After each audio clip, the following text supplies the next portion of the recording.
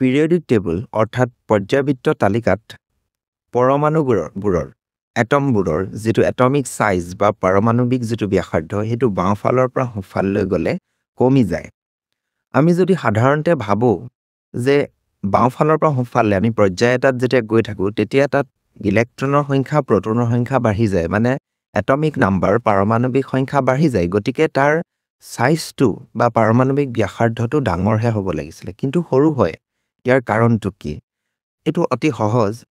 আমি এনেদৰে ভাবিব লাগিব যে আমি যেতিয়া পৰ্যায় এটাত বাওঁফালৰ পৰা সোঁফাললৈ যাওঁ, একেটা পৰ্যায়ত তাৰ কক্ষৰ সংখ্যা সমান থাকে বা সেলৰ নাম্বাৰটো সেম থাকে। যেনেকৈ আমি যদি উদাহৰণ হিচাপে লওঁ, দ্বিতীয় পৰ্যায় 2 নম্বৰ পৰ্যায়ত লিথিয়াম, বেৰিলিয়াম, বোৰন, কাৰ্বন ইহঁতৰ যিটো সেল নাম্বাৰ বা কক্ষৰ সংখ্যা দুটা। প্ৰত্যেকটো এলিমেন্টৰ প্ৰত্যেকটো এটম বা পৰমাণুৰ দুটাই কক্ষ আছে বা সেল আছে।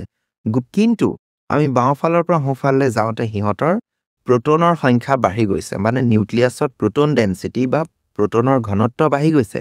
গতিকে যেতিয়া প্ৰোটনৰ সংখ্যা বাঢ়ি গৈছে কিন্তু কক্ষ সমানে আছে, গতিকে যিটো যোজক কক্ষ সেই কক্ষটোক নিউক্লিয়াছে নিজৰ ফালে জোৰেৰে টানি আনিব। বাওঁফালৰ পৰা সোঁফাললৈ যেতিয়া গৈ থাকিম, প্ৰোটনৰ সংখ্যা বাঢ়ি যোৱাৰ লগে লগে প্ৰোটনবিলাকে সেই ইলেক্ট্ৰনবোৰক নিজৰ ফালে জোৰেৰে টানি আনিব।